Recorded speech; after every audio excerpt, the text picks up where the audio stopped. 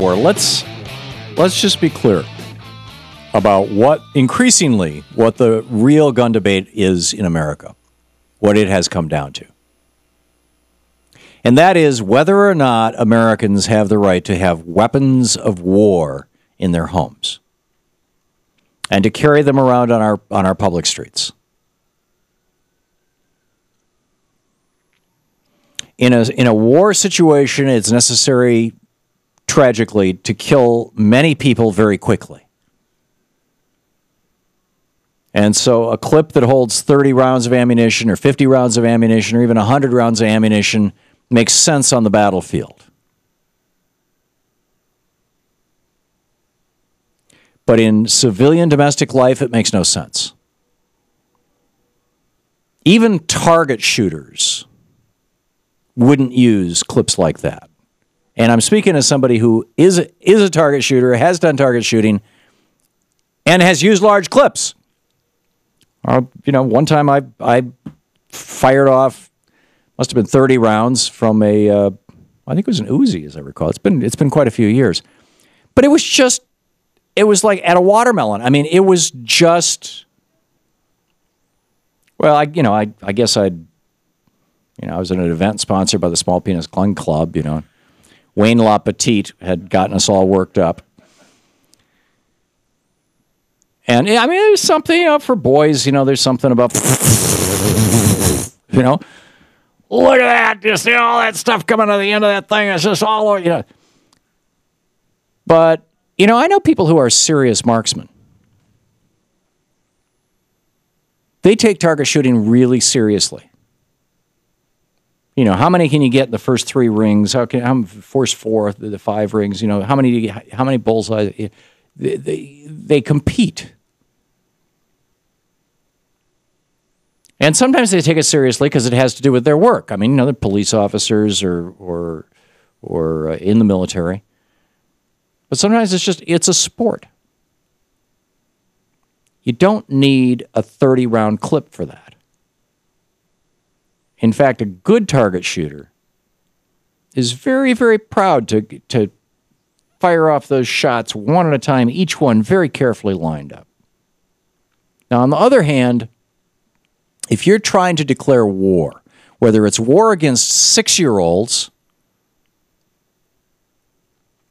like that young man did in Newtown, Connecticut, or whether it's war against your government, like David Koresh tried to do. And then 2 years later, on that same anniversary, which was also Hitler's birthday, you had Tim McVeigh blowing up the federal building. I mean, if you're going to declare war, then you need a weapon of war. And I keep hearing this rhetoric from people who say, I should have the right to use a gun to fight off a tyrannical and oppressive United States government. And I'm telling you, and this is not liberal talk show host talk, this is history.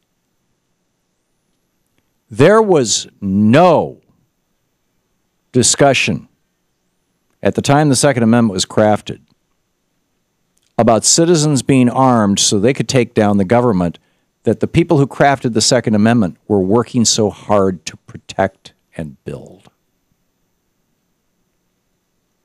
What they were trying to do was prevent there from being a standing army during a time of peace, because they knew that standing armies during times of peace get into mischief. They had seen government after government over the previous couple thousand years since the Roman Empire fall to the hands of military juntas and military coups. They didn't want that to happen here. They had seen military armies get larger and larger and larger, corrupt the civilian sector, the creation of what Dwight Eisenhower referred to as the military-industrial complex. They didn't want that.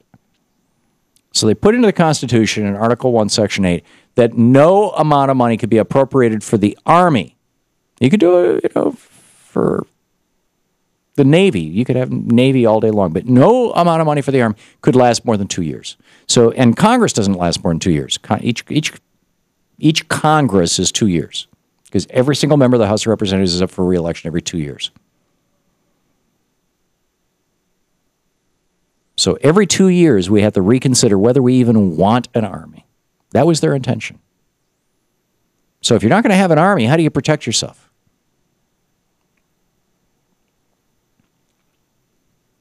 You have a militia. You have individual citizens who are answerable to local authority, which is answerable to a state authority, which in time of national emergency is answerable to a federal authority, and those militias can be called up during a time of crisis.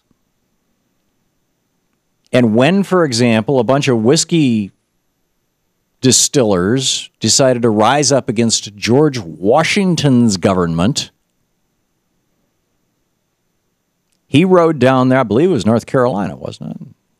Maybe it was Virginia. Anyhow, he rode down there and organized the militias, pulled together the militias, and he wasn't leading them by the time they got to where the Whiskey Rebellion was going on, but he put it down with the militia. Shays Rebellion. I mean, these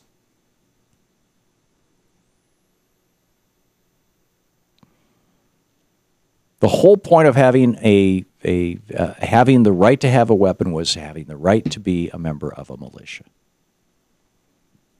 And it frankly concerns me. I was going to say frightens me. It doesn't so much frighten me as I think it's just a tragedy that there are people in America who believe that the Second Amendment is there.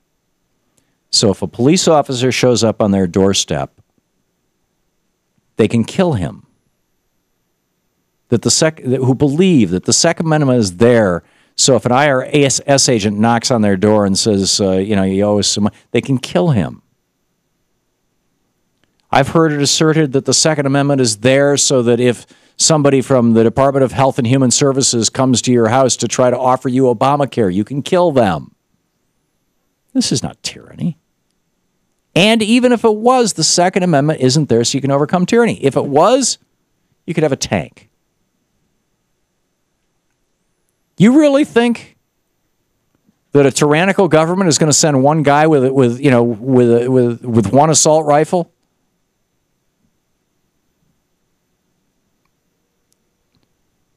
We have a way of dealing with tyranny rising in the United States. It's called elections. We still have them every 2 years, and sometimes more frequently than that.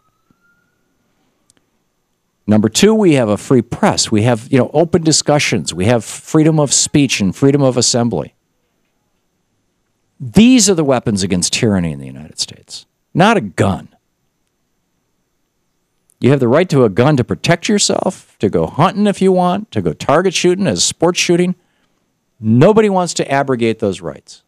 I certainly don't. But to say that I gotta have a gun so I can kill come on.